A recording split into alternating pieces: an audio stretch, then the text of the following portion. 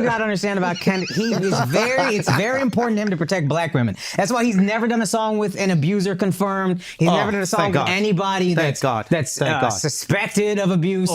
This is all very important to Kendrick. Let's go. Bitch!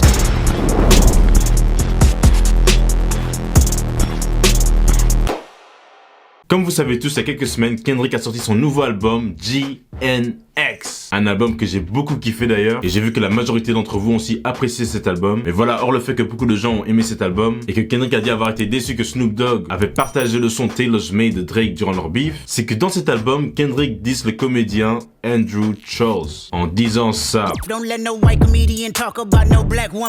Donc en gros, il dit, ne laisse aucun comédien blanc parler d'une femme noire, ça, c'est une règle. Ouh, ok. Déjà, pour ceux qui ne savent pas, qui est Andrew Charles? Eh ben déjà, c'est un comédien, bien sûr, qui est connu pour son podcast, The Flagrant Podcast et The Brilliant Idiots, ce qu'il présente avec Charlemagne the God. Et voilà, le truc, c'est que Andrew Charles a souvent été critiqué durant sa carrière pour des blagues qui ne peuvent pas plaire à tout le monde. En faisant mes recherches, j'avais carrément vu qu'en 2020, pour son Netflix special, Andrew Charles Saves America, donc Andrew Charles sauve l'Amérique, on l'a accusé de raciste pour ses blagues anti-asiatiques. Parce que dans son show, il dit que la pandémie de Covid-19 est la faute des Asiatiques. Et à cause de ça, les gens avaient carrément créé une pétition en ligne pour cancel Andrew Charles et son Netflix special. Du coup, j'imagine que Kendrick a dû entendre quelque chose qu'il n'a pas du tout kiffé de la part de Andrew Charles. Et j'ai retrouvé ce fameux clip qui a bien pu être la raison pourquoi Kendrick l'a dit dans son nouveau album. Wait, what is the black girlfriend effect? This is You don't know about glow up the other culture. Yeah, so you'll see a guy who's had a black girlfriend, all of a sudden he's got buzz cut, like clean shape up. Glows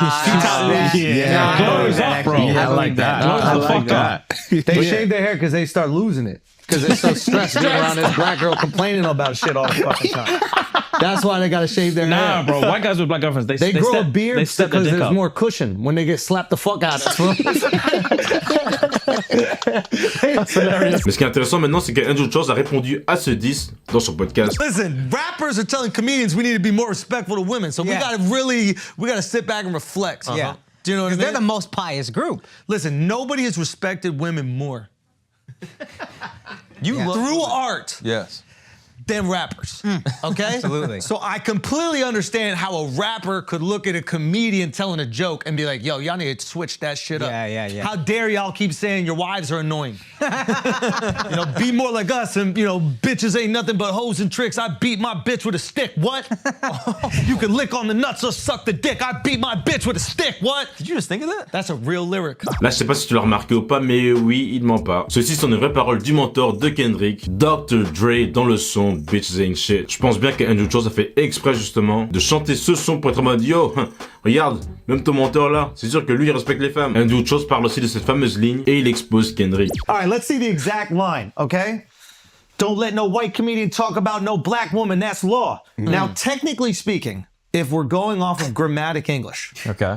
he is saying, I can talk about black women, and that is law. Don't let no white comedian talk about no black So woman. he's basically saying all white comedians Are only allowed to talk about black women. exclusively. That's what I'm talking about, Kendrick. We're back. That's what I'm talking about. It's a law. Finally, he understands It's a law. Now I understand why he's doing a comedy with the South Park creators. That makes Because sense. he appreciates white comedians that make fun of black people. There you go. And they've done that brilliantly for decades. Yeah, that's true. And he would never want to, break one of his own laws. Effectivement, Kendrick devrait sortir un film avec les créateurs de South Park. Le synopsis de ce film, si j'aurais bien compris, sera apparemment un homme noir qui passe un stage pour devenir un acteur et il doit jouer un esclave dans le film. Et pendant qu'il joue ce rôle, il découvre que les ancêtres de sa petite amie, qui est blanche, possédaient les siens. Ouais, non, là je pense pas qu'on est sur du Django, les gars. South Park did a whole episode about Lizzo. Hold on, you're saying South Park did an episode about Lizzo. Wait a minute, but isn't Kendrick Lamar doing a comedy with South Park creators? Yes. Wait a minute, hold Comes on. out in the spring. But do the laws not apply to Kung Fu Kenny? Because they're white comedians making fun of black women. I mean, I don't really know what's going on. I haven't really...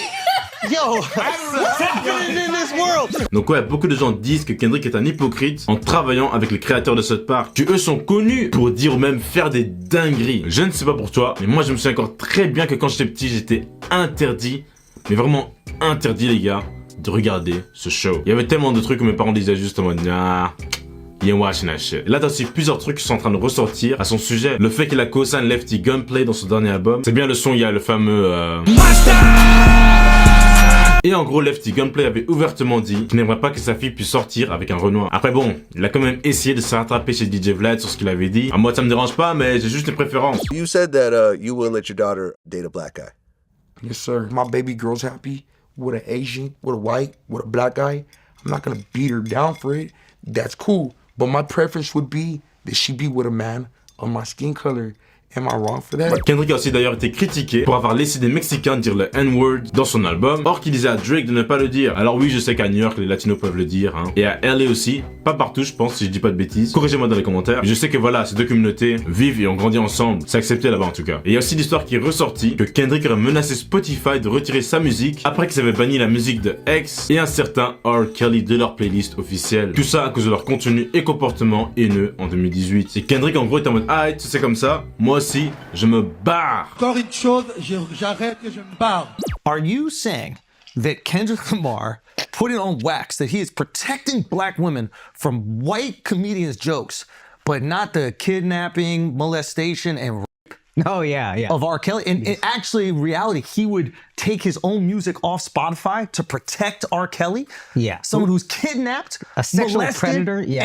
and black women? Oof, children. Are you saying that he's done songs with other men who have potentially put hands on black Not women? potentially, confirmed. Wait a minute, convicted? Yeah, I don't know what you call Chris Brown, but yeah, whatever that is. Not brazy! Ouais, vraiment, je sais pas. It's a bad look pour Kendrick, je pense. Et Andrew Chose a continué à parler dans son podcast. Et les gars étaient en mode, s'il faut, Kendrick, moi je le détruis. Like, first of all, Kendrick's people and the gang affiliate, you know, everybody, his security, they will kill me. They will destroy me. They'll find me in the street. They'll fucking cut me up. They'll shoot me. They'll do whatever. I'm not a tough guy. Y'all do. But just Kendrick, I would make love to him, and there's nothing he could do about it. Just Kendrick Lamar, I would make love to him, and the only thing that he could do is decide if it's consensual or not. That's the only thing he could do. If it's me and Kendrick, this is about physics. It's about physics. I don't even know if I'll get hard. But if we're in a cell, there's a chance that if we're in a cell and we're bored and we done tattooing each other, whatever you do in the cell, and we ran out of board games and we did all the other things, we cleaned everything, and I'm like, man, I might as well fuck you. There's nothing he could physically do to stop that. Pouf, well, je sais pas où cette histoire va mener, mais hey, ça m'a l'air plutôt intense pour être honnête. So yeah, je sais pas ce que vous en pensez les gars, honnêtement, j'avoue que l'histoire avec R. Kelly c'est un truc que j'avais carrément oublié, et je me suis dit, oh shit, ouais, un peu bizarre quand même. J'étais un peu en mode damn, pourquoi est-ce qu'il a voulu défendre R. Kelly? Je sais que Same Girl c'est un vrai son, mais de là menacer Spotify, autant écouter ça sur YouTube. You must be... What? Mais bref, blague à part, cette vidéo n'est pas mon heel turn envers Kendrick, hein, loin de ça. Mais ouais, je trouvais ça assez intéressant d'en parler. En tout cas, fais-moi savoir dans les commentaires ton avis à propos de cette histoire. Et d'ailleurs, faites-moi savoir si dans le futur, vous voulez que je puisse réagir à des sorties d'albums. Parce que j'avoue que quand j'avais écouté l'album de Kendrick avec mon frère et mon cousin, la vibe était tellement bien que je me suis dit, putain, en vrai, j'aurais dû partager ça en fait. Je pense bien que vous auriez kiffé. Donc ouais, voilà, si vous voulez ce genre de contenu, faites-le moi savoir. Et comme d'habitude, on se revoit très très vite à la prochaine vidéo. Peace out, y'all. Peace.